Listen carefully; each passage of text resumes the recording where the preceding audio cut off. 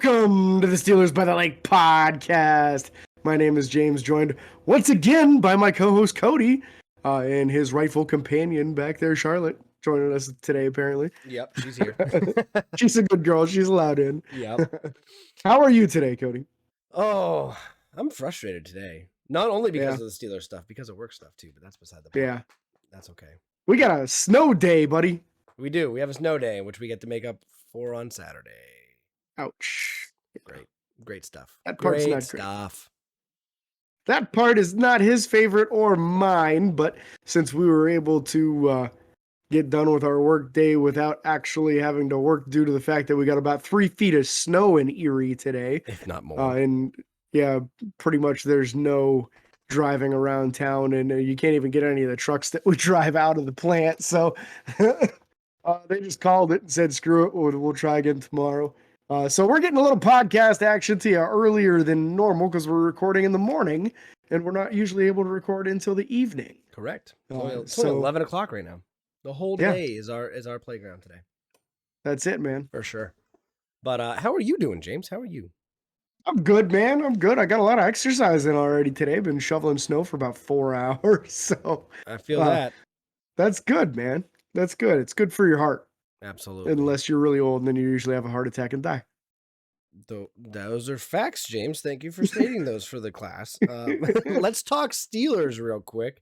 Let's go. Juju was officially activated from the IR, which was great news. This was something that James joked about on the last episode of the podcast that we didn't think would actually happen, but it happened. Not super involved as I think he was involved a little bit, but not super involved. But Juju was activated and able to play. So they eased him into the plan. They didn't start him right away. Yeah, which was good. And then the Steelers also waived a punter, Corliss Waitman. So we did get to see Waitman say "Hasta luego," whatever it is. I don't know. Hasta luego. Luego. Then because of Presley Harvin was obviously back and punting well, I might add. But I'm personally hoping that this is an hasta mañana with Corliss Waitman. I'm hoping he gets signed to a futures contract and they bring him back in to compete with Presley Harvin. Presley did really have a nice game, so it's good to see him bounce back from that because he's struggled as of the later portion of the season.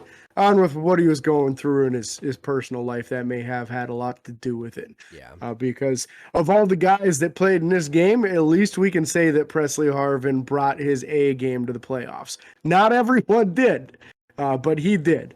So definitely appreciated his efforts in the game. The inactives for the game were pretty vanilla. Would be what you would expect most of the time there. Dwayne Haskins, T. Gray Scales, who's like the number 7 middle linebacker on the roster. Carlos Davis, Anthony McFarland Jr., who's been a healthy scratch for about 4 or 5 weeks now. And then wide receiver Cody White. This is his first time being on the inactive list basically since he got brought onto the roster. But with both James Washington and Juju Smith-Schuster being available for the game, you still had Deontay Johnson, Chase Claypool, Ray McLeod. That makes Cody White the easy odd man out. So that brings us up to the actual game. That's all your pre-game news to be caught up on. So weird start to this game, Cody, huh? Who'd have thought at the end of the first quarter it'd be 0-0? Not I. That is for sure. I also wouldn't have thought that Pittsburgh would be the first team to score. So that's where I was going next. And I didn't think that it would be the Well, actually, I guess it's probably more believable that it was the defense rather than our offense, if I'm being honest. That's actually fair. Yeah. I don't know. Slow start again. Yeah, slow start for the offense. The defense, on the other hand, was all over it. You had a lot of pass breakups from Cam Sutton, from Trey Norwood. We had a pass deflection by TJ Watt that went up in the air, and Devin Bush picked it off. Yep. And then that first score of the game, the Cam Hayward forced fumble, TJ Watt with the scoop and score, showing why he should be the defensive player of the year, man. And I almost think that 2 players on that play should have got no, it was a muffed handoff. Excuse me, muffed handoff because it was Mecole Hardman handing it off to the running back, I think, and then the player picked it back up, and then Cam hit him so hard in the back, punched the ball out. Oh, he crushed him. TJ picked it up and broke a couple tackles like his name was Najee Harris and made it in the end zone. Yeah. It was great to see that. It was Derek Watt for a second there. I don't know. Right. Yeah. And I don't want to go too far into play by play right now, but like that was the highlight of the beginning of the game, and then it just got ugly. It got ugly quick, but for a lot of reasons, which we'll get into. We'll do our standard player by player breakdown and give our thoughts and inputs on specific players. But I think anyone that thought Pittsburgh wasn't going to have a chance in this or didn't have a chance in this, Pittsburgh proved that they could have made it work. I just didn't think they had enough gas in the tank, which is ironically what I think happened last year too. Now, again, I'm not saying that if they would have had enough energy or stamina or whatever that we would have won this game. This game, we were out. I'm trying to think of. We weren't good compared to them as far as position by position breakdown. They had better people than us. Period. At every position. Yeah. At every position. And the players played better. They did their jobs better. I mean, if you were to compare, say, the Steelers wide receiver group to the Kansas City wide receiver group, you'd think you had a college wide receiver group versus a professional group. Yep. Like, that's how big of a gap there was between the execution of their play on the field. So, yeah, I agree with you. I mean, there were certain guys on the field, like, say, I would say TJ Watt and Alex Highsmith were better than the pass rushers for Kansas City. They got after Mahomes all game long. Yep. But the Kansas City pass rushers did do a good job, and they actually put Dan Moore and Chuks Okorafor in some bad spots a number of times. So there was no area where we were clearly way better. And that's an issue. You gotta win some categories somewhere. Yep. And it can't be punting yards. That's not the one you want to win. Although I think it was. Yeah, that was it. I think the only thing, maybe more sacks by the end of the game, I think. But potentially. Yeah, that gotta be way more than that to make it happen, that's for sure. So if we're looking at individual guys here, Ben Roethlisberger, I thought overall his performance I didn't think was an awful performance. It was not an elite performance either. He was hampered by a lot of dropped passes in the first half of the game. By the time the wide receivers started catching the ball, they were already down by 3 or 4 touchdowns. And it's too late at that point. I saw a few times where we had just guys giving up on routes where they had the defenders beat. Yep. A lot of balls bouncing off of hands where if they would have caught the ball, they had plenty of room to run after they catch. Just very discouraging. Kind of stuff you expect to see in the preseason, not in the playoffs. So you really wish that they could have been on their A game. It's been kind of a common theme for the Steelers the whole second half of the season. The wide receiver core just not putting the performance together. And I'm not saying that Ben has had an elite performance because he's not, but it's been an adequate performance most games with a much less than adequate performance by the receiver core. It's just frustrating to watch. Yeah, and I think the part that frustrates me in the area where I say, okay, this is the big question moving forward, is this was a thing the past 2 years of Pittsburgh just getting outplayed. At what point do we need, like, where do you start to fix that? Is that a coaching thing? Is that a specific player position coach thing? Is that the players themselves? Is that the mentality that's in the locker room? Is that how you're managing practices? What is it? What's happening? Yeah. And how do you fix it? Because I don't think this was specific to this team or this year's team. I don't think it was specific to last year's team. I think that this is going to be a continuing problem until they figure out what the heck is wrong and fix it. Yeah. Again, the problem is I don't think we know what's wrong. And I think some of it, too, is the level of athleticism at very important positions. When you look at the wide receiver group and the cornerback room, both of them, we don't have fast guys. Nope. So when you go up against a team who does have elite speed at both corner and wide receiver, it really puts you in a bad spot. You got to have at least 1 or 2 guys that are really fast at those positions. And when you look at it, Pittsburgh has 0 guys that are really fast at those positions. Most of the receivers that Pittsburgh have are 4.5 flat or 4.55 40 guys, and it's the same in the corner position. Kilo Witherspoon's the fastest guy, and he was like a 4.49. Yeah. That's not blazing fast. Not blazing fast at all, unfortunately. So again, I don't want to go too far here. We talked about Ben having an okay game, but not a great game. He threw 44 times for 215 yards. In comparison, Patrick Mahomes threw 39 times for 404 yards. Yeah. And I think a lot of that comes down to whether this is play calling or Ben's decision making. I don't care. How many balls were thrown to or behind the line of scrimmage? Yeah. And don't get me wrong, Kansas City did it too. But Kansas City has the speed to do it. Yeah, they're effective with it. Exactly. Yeah. And you got to take advantage when you have these deep ball opportunities. You can't have receivers dropping balls, and especially, like, I know Pittsburgh runs a ton of slant passes, but when you actually have room on that slant pass and you drop the ball, that's something that you could have easily had a big play on. I mean, Chase had an opportunity deep where he dropped one. He just really didn't make a lot of plays in this game. And then Deontay Johnson just straight up giving up on a ball where he had the defenders beat by 2 or 3 steps. Just stopped running. Like, this is not something that you see other teams doing. Nope. It seems to be exclusive to our wide receiver group. And that's a real issue. And I think some of that is just that there isn't that veteran voice in the room to really speak up and kind of put these guys in their place. It's just a coach. And I think they're letting the coach's words go in one ear and out the other and just saying, oh, that's coach. He doesn't know what he's talking about. No, he does. And none of you are getting a second contract if you keep playing like this. There's only one receiver in that room I want back on another contract, and that's Juju. See, there's only one in that room that I want back on another contract, and he's not probably getting one. Yeah. And that's James Washington. Yeah. I could live without Juju. I honestly could.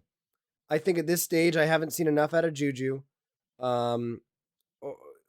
Even just the maturity level, the growth, anything like that, that I wouldn't, don't get me wrong, I would love to have Juju back, but I don't like, it's not like a deep desire like we have to keep Juju. I think that James Washington is a better receiver than every player on that team right now, as far as consistency goes. And we never gave him the chance to actually even be consistent, if I'm being honest. I know that kind of counteracts each other. But we saw James Washington come into this game. He led the team in yards with 2 receptions. And he was thrown to 3 times. The one wasn't a catchable ball. But 2 receptions, 37 yards, and a touchdown. Like, are you kidding me?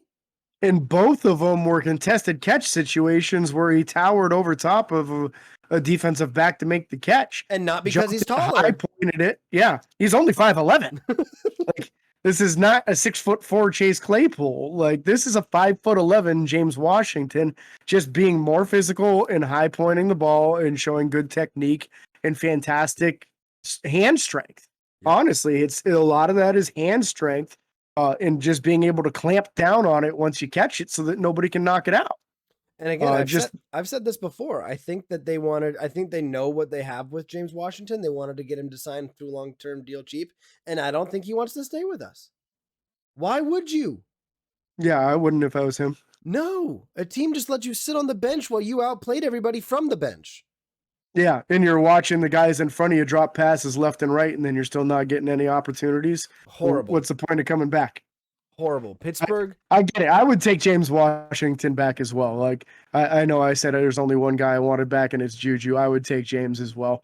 But if you had the two of them, you'd have to add somebody with some serious speed to stretch the field, because neither one of those are speed guys. No. But both of them very reliable guys who fight for extra yards and win jump balls and win contested catches. Yeah, there's your one and there's your two, and get a speedy slot guy. Yeah. And then have Freiermuth and Gentry, and I'm okay. And you can still use Juju in the slot and put the speed guy outside. You know, you can move guys around. But, like, to me, Juju in this game, when used, showed a lot of heart. He fought for extra yards every single time he caught the ball. Dang near every catch was a first down. And most of the time, he was not past the markers when he caught the ball. He had to fight through it to get it. Yep. Constantly just twisting and powering and diving and stretching out for those extra yards, just showing the effort that we just haven't been getting out of that room. And that's why I love the kid so much, because his effort is through the roof, and he really leads by example out there on the field. And it's the kind of example that they need to have when they're having a lack of effort going on. I loved seeing him frustrated out there, honestly. when the ball got thrown to somebody else and they dropped it and he got frustrated that it wasn't thrown to him because of it. Like, I love that. I love that passion because he knows he would have made the play. Yeah. Yeah, there's an aspect where I love that he does. So there's two things here. He does a good job of leading by example when it comes to gameplay and effort. I don't think he does a good job of leading with a voice. I don't think we have a vocal leader in that offensive group right now. I don't think I we can agree do. with that. And I can I agree think with that's that. a large issue. Ben was never that guy. Najee hasn't become that guy. Juju hasn't been that guy, nor do I think he will be. Derek Watt doesn't have a big enough role on the team to become that guy, even if he wanted to be that guy. Yeah. Freiermuth's, I don't want to say he's too young, but no one's going to take a rookie seriously. And Yeah. there's Realistically, nobody, though, it is an age thing. there's nobody on that offensive line who could do it. Yeah. Who are you going to listen to on the line? Nobody's even good enough to go to the Pro Bowl. Nope. Like, so yeah, I think that's kind of everything to talk about as far as the wide receiver room. We're frustrated with the lack of consistency and effort from guys like Deontay and Chase Claypool, and they're the number one and number two, which is bad. They'll both be back next year as well, so they could very easily end up being the number one and number two wide receivers next year. Yep. So if you get the same kind of effort out of them, I don't care if you put Patrick Mahomes on the Steelers roster, you're still not going to win a ton of games if the receivers don't catch the ball. So that to me is now all of a sudden something that you have to question when you go into next year. I wasn't really questioning the wide receiver room. Now I am. Yep. Now I am. Now I feel like even if you bring back, Juju or James Washington, because I don't think they'll bring both of them, but you bring one of them back and you've got one consistent guy, but you need more than that.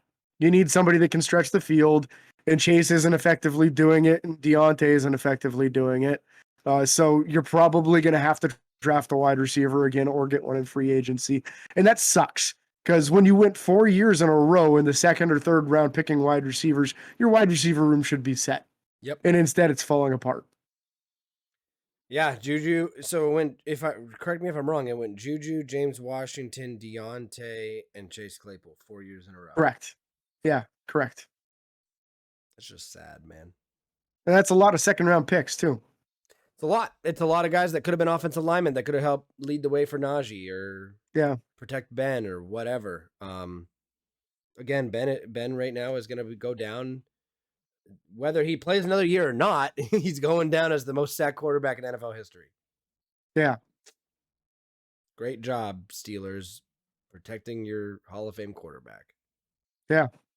I think that the handling of, don't get me wrong, they've gotten good players in drafts, and we've praised the general manager for his drafting ability on players and talent and stuff. And sure, he's gotten some great guys. AB in the 6th was a steal. Vince Williams in the 6th, that was a steal too. Vince Williams in the 6th was a steal. But when it comes down to getting what you need to be successful, that isn't just the most talented guy that you can let fall back to the furthest point. I don't care. You got to get guys in there to win games. We haven't won a playoff game in over 10 years. Isn't that right? If I'm wrong? No, it's not 10 years because they won that game against the Dolphins. I went to that one. That might have been over 10 years ago. It wasn't. I'll have to check. I'll look into that and give it exact. It was fairly recent. I know they haven't won in like the last 4 years, so it was probably 5 years ago. It's crazy. But yeah, I don't know. I don't know what to say about it. I'm very upset with how they've handled things, for sure. Yeah. Yeah, I feel like over the tenure of Kevin Colbert, at one point in time, they prioritized offensive line early. And they did it to rebuild the offensive line. And you saw first-round picks on Marquise Pouncey, on David DeCastro. You saw a second-round pick on Marcus Gilbert. It's 5 years? 5 years. Yeah, so 5 was the Dolphins game then. I only remember because it was frigid cold and we really beat the living bejesus out of them. They had beat us earlier that year. We actually beat the Kansas City Chiefs that year as well. After that, in the divisional round before losing to the Patriots. So yeah, 5 years that we haven't won a playoff game with the talent that's been in that room or in that locker room. Like, it's been wild, and you just can't get the right pieces at the right time or get the right coaches. And I'm saying that very straightforward. We haven't had a good offensive coordinator since Bruce Arians. Not good enough. Nope. I mean, Haley made some improvements. They scored a lot more points with Haley, but it's not enough. And again, the point I was making there when we got a little sidetracked. So you made some offensive line investment. You got a good offensive line together. And then when it started to age out, when you lost Ramon Foster, you needed to start prioritizing it again because the signs were there. You knew you were going to lose Villanueva. You knew Pouncey was going to retire. You knew DeCastro wasn't going to be too far behind that. You traded Marcus Gilbert away for like a 6th-round pick. It was starting to fall apart. And instead of prioritizing it with 1st and 2nd-round picks, they used some 3rd and 4th-round picks and figured good enough. Except none of them hit. Nope. The only one that seems to have been a hit for sure is Kevin Dotson. And that was just last year. And he hasn't been able to stay healthy. Yeah, he's had issues with injuries, unfortunately. Hopefully he'll be able to come back all the way next year. And Dan Moore looks like there might be some potential there. But, I mean, you missed with Gerald Hawkins. He was a 4th-round offensive tackle. Yep. Looks like Kendrick Green is a complete whiff. And there were a number of them in between as well where, some of these guys just have to turn into starters. You need some Vince Williams-type guys on the offensive line. And we're not getting that with those mid-round guys. So that's where I think that Pittsburgh has to start prioritizing it again with 1st and 2nd-round picks, just to rebuild it back to the kind of group that when you go against Myles Garrett, you don't have to worry about him hitting your quarterback 10 times in a game. Yep. Because you're going to go against them twice a year, every year. Yep, it's going to be worrisome, for sure. And there's going to be other players there's going to be once every 4 years, we're going to play the Rams, and then we got to deal with Aaron Donald. The year we play that division, we're going up against Nick Bosa. Yeah, and then you got Raiders and Max Crosby, and there's a lot of high-end pass rushers in the league, and you better have really good offensive linemen to block them, and we don't right now, and that's definitely a big problem. It was a big problem for Najee in the first half of the game trying to run because he didn't have anywhere to go. Some holes opened up a little bit more later in the game, but it looked to me like he just wasn't all the way healthy. He didn't really look like he was ready for contact in that first half of the game. And then they tried using Kalen Ballage a bunch. Didn't get much from him in production.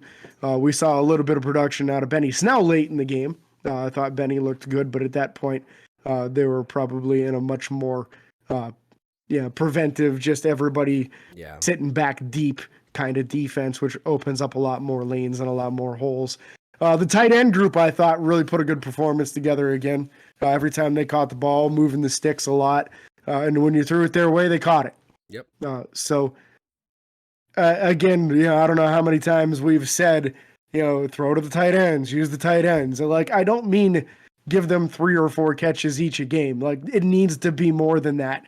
If you want this offense to move, if you want to get first downs, if you want to score touchdowns, you really need to take advantage of the fact that you have 2 guys that can catch and get yards after the catch. Yeah, and you can't just keep doing it on the stupid little hitch routes that are 5 yards here, 5 yards there, and want them to put. Let these guys extend the field like Travis Kelce and George Kittle. Mm-hmm. Freiermuth can definitely do it. Even Gentry probably could, if I'm being honest. They're both big individuals too. They're gonna make mismatches down the field. They're gonna stretch the field, and I understand that. Even going back to the issue here, maybe you're too worried about Ben having enough time to make that play work. Well, you know what? You got to try something different because what you're doing hasn't been working. That's a fact. Or it barely has been working, to clarify. Yeah. We've won a lot of the last few games, but all pretty much barely. Or losing this one, obviously. So. Yeah, let's buzz through the offensive line real quick here. I thought Dan Moore had an okay game. He got beat a couple of times, but held up a lot of other times. At left guard, Leglue was very up and down as well. Hassenauer, I thought we had some issues with miscommunication between him and Trey Turner, where guys just came running free right between the two of them, defensive linemen coming free right between the two of them. That's absolutely got to be cleaned up. And every time that happens, it seems to be between Trey Turner and whoever's playing center. So I'm starting to think that it's a little bit less the center and a little bit more Trey Turner. Because it seems every time he's blocking nobody and the center goes and finds somebody. Yeah. So that just makes me worry about that. But again, Trey Turner's on a 1-year deal. I don't expect him to be back next year unless they can get him for real cheap. And then still, I think they should try to upgrade in the position in the draft or in free agency. Yeah. Okorafor got manhandled a number of times in this game. He didn't even finish the game. Joe Haig did, and I didn't hear anything about injuries with Okorafor, so that might have been a performance thing where he got actually benched. Still didn't get to see Zach Banner. Nope. So I don't know what they're planning on for the future for the offensive line, but it kind of seems like from center to right tackle, all is a giant question mark. Which isn't good. In case you're that's wondering. bad. That's very bad. If you need 3 new offensive linemen going into the next season, that's real bad. And I don't know who's available free agency wise, but hopefully they bring in. They got to bring in. I don't want a veteran quarterback. I expect them to bring in someone like Mitch Trubisky, which I'm not looking forward to. Yeah, I think like somebody like him or Marcus Mariota or one of those mid-level guys. Yeah. I mean, I hope not, but I hope not too. I can see the Red Rifle coming to town. Yep. But here's the thing. You have to. I don't even care what the position is. I don't care if you get a veteran fullback to sit behind Derek Watt for now. You need to get somebody who's a veteran who can be a voice to this team to motivate them, to keep them in a positive light. Because I'm sorry, Mike Tomlin's not doing it. Nor do I personally think it's his responsibility to. Some people have different views on head coaching and stuff like that. Like the coach needs to be the motivator, this and that. I think the players need to be self-motivated to a large degree. And if that comes from another player, I think that's fine. But I think when the coach has to motivate the players, I think it becomes an issue. I think those players need to get it. Like Mike Tomlin always says, he'd rather say whoa than sick 'em. Yeah. He doesn't want to have to try to motivate guys. He wants to say, hey, that's a little bit too much. Let's dial it back some. So he prefers guys that are self-motivated and just like almost over-eager to a fault. And you can't blame him because he's one guy. How are you supposed to motivate an entire team? You're a professional athlete. You should be motivated yourself. Yeah. The money should motivate you. Come on. Right? Yeah, if nothing else, if it's not the love of the game, for crying out loud, the second you sign a contract, you're a millionaire. So have some pride and set your family up for years and years to come and play your ass off. Yeah. Defensive side of the ball. Here we go. Yeah. Again, defense started off really strong. Very strong. I was so impressed with the way they started off, and I was like, holy cow, like they might make something out of this. You had the first drive that was halted with, I think, 2 batted passes. One was the last one on third down was Trey Norwood. It was just phenomenal. And Cam Sutton had one too. Yeah, Cam Sutton, I think, was second down, and then Trey Norwood was first down. They just played very well, very fast, very quick, very instinctive, if you ask me personally. They were naturally being in the right place at the right time, and then it just straight downhill from there. Yeah, I feel like very quickly. Very, very quickly. I mean, they finished the first quarter okay, but it didn't. They held them scoreless in the first quarter, which I did not expect because Kansas City is one of the fastest starting teams in the NFL. All year. I don't know if a team has done that all year. If I'm being they honest. tied Dallas for the most points scored in the first quarter of any team this season. And we held them scoreless in the first quarter. That's great. Like, it was such a great start by the defense. And like we talked about with the interception by Devin Bush and then the fumble recovery from TJ Watt. I mean, TJ is involved in both of those plays. Yep. Showing, again, why he should easily be Defensive Player of the Year. But we're going to get into that. Not today, but we're going to get into that. This is just... no defense can hold up versus Patrick Mahomes and all those weapons for an entire game. The offense needed to help them out, and they just didn't do enough early enough. Nope. They eventually got going, but when you're talking, it's like midway through the third quarter before you finally start putting points on the board, it's just too late. Yep, your defense can't hold up that long. Your defense can't provide, like you said, especially against a team like Kansas City with Patrick Mahomes and Travis Kelce, Tyreek Hill, all those guys. It's just too Even much. Jerick McKinnon. Like, let's be honest, Jerick McKinnon had a hell of a game. That's a fast running back. Yep, very fast running back. But I did love how the batted ball and interception came immediately after they missed a holding call on TJ Watt that they wound up calling face mask on TJ Watt. So Yeah. TJ was being held, couldn't actually make the play, grab the guy's face mask, when in reality he's getting held up behind the arm. Face mask more than likely wouldn't have happened had they called the correct penalty or both penalties, either way. Yeah, it should have been offsetting. Yeah. It should have been offsetting. I mean, and realistically, TJ got that face mask with one finger. So it's pretty tic-tac to call a face mask on that play. But it was very easily, at the least, should have been offsetting penalties for sure. Yeah, I think the face mask was the right call. I think whether one finger or all five, it pulled his head. He got the face mask, but that holding call was so blatant. And if you can see the face mask, his shoulder, you can see the hold. Come on. Yeah. And the refs. Luckily, this wasn't the biggest ref blundage game that happened all weekend. The Cowboys game was much worse. But again, it was nice to see the defense come out with a little bit of oomph, or I don't even know. Yeah.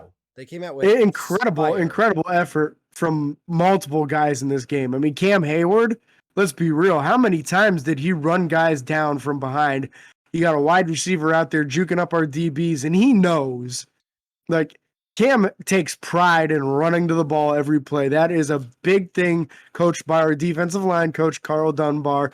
The defensive line coach before him instilled that in these guys too. Defensive linemen always run to the ball in Pittsburgh. It's their job. And they make a lot of plays downfield because of it. And there were a number of times in this game that Cam Hayward absolutely crushed somebody because they're too worried about juking up a DB. And then here comes big old Cam Hayward just annihilating you. And yeah, I thought a tremendous effort from Cam in this game. We did get the sack that I predicted from Montravius Adams. You asked me for a bold prediction. I said 2 tackles for loss and a sack from Montravius Adams. We didn't get the tackles for loss. We did get the sack. So, hey. I almost got my pick. I almost got my pick for TJ.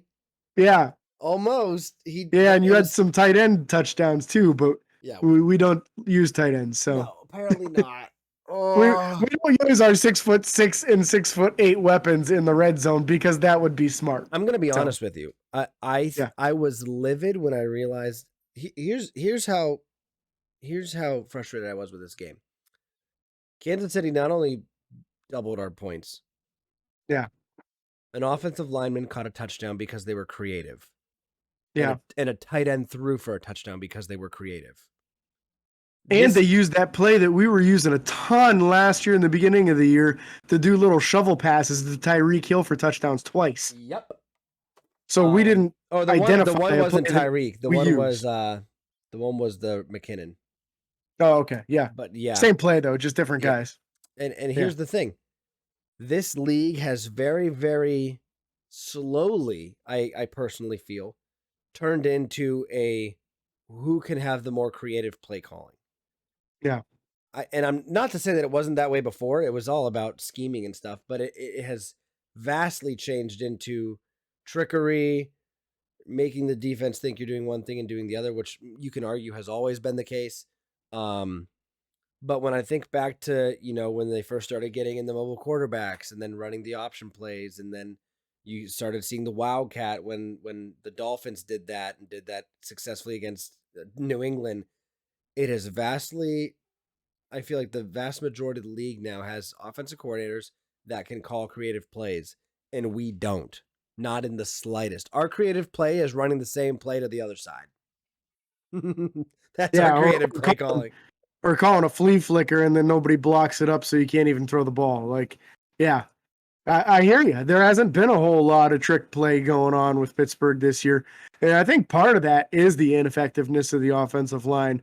And Matt Canada probably knowing that if he calls these plays, he's just going to get Ben murdered back there because these guys aren't going to block long enough or well enough. So I agree. The play calling needs to be more creative. And I think some of that also goes to the offensive line needs to play better. You need to be able to have faith that any play in your playbook, you can call it. You can't have, there's this entire page of trick plays, and I can't call any of them because the offensive line doesn't block well enough. That's not an option. Nope. You can't handcuff your offensive coordinator like that. Nope. So Very upsetting for that. Again, sorry, I went back to the offensive side a little bit, No, you're good. but defensive line. We talked about Cam Hayward. We talked about Montravis Adams. I didn't see a whole lot out of anyone else. Loudermilk had some good penetration a couple times, but just missed some tackles. Yeah. Bad pursuit lines, this and that. Linebacker wise, we talked about TJ. Hands down defensive player of the year. If he doesn't win it, it's crazy. We'll get to that on maybe the next episode of the podcast. I thought Derek Tuska played fairly well when he was in there. Yep. I was fairly he did. He had a couple tackles for loss, didn't he? Yeah. He might have even had a sack if I'm not mistaken, or maybe he gained 1 yard or whatever. It didn't count as a sack. I think he did. But Derek Tuska is proving to be a potential valuable backup. I thought Alex Highsmith played fairly well. Alex Highsmith on one of the run plays shut it down. I don't think he got the tackle though, but I think he held the edge fair enough that somebody else was able to get in the backfield and make a tackle. I felt like he absolutely abused that left tackle for Kansas City in the passing game. Yep. He got to the quarterback a lot. He got a sack and he almost got a couple other ones. And I didn't expect that. Honestly, I feel like Alex Highsmith really came on at the end of the year there. If he's able to ride that momentum into his third year, we might get that double-digit sack year out of him next year. But I wasn't disappointed with Highsmith at all. Thought he had a real nice game, and I agree with you on Tuska. I felt like he really got in rhythm as this season went on, and we saw some nice plays out of him in this game. And if you lose Taco Charlton in free agency, which I would expect him to go and try to test it, I think you can bring Tuska back on a minimum deal. I think he's still under team control due to how many years he's been in the league.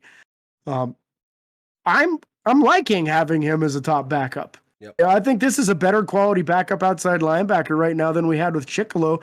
And Chicolo was our best backup outside linebacker for like 6 years straight. Yeah. And I think right now both him and Charlton give you more.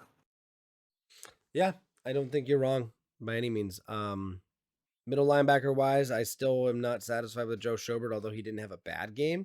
He didn't have a good game. Robert Spillane. Yeah, he at least had that one play where he shot through the gap and hit the running back in the backfield. I'll give Joe that one. But again, we got gashed a lot in the running game, and that a lot of times goes to your middle linebackers. Yep. Devin Bush. Nice pick. I saw some good hustle going sideline to sideline, and I felt like he played a little stronger in this game. So maybe some of that play strength is coming back for him. And I do feel like he did a little better in the second half of the year than he did in the first half of the year. But we needed to go back to what he was his rookie year. Otherwise, it's going to be another position that we're looking to replace. Yeah. So who are the two starting middle linebackers were Joe Schobert and Devin Bush, correct? Yeah. And then Spillane played a pretty decent amount. Yeah.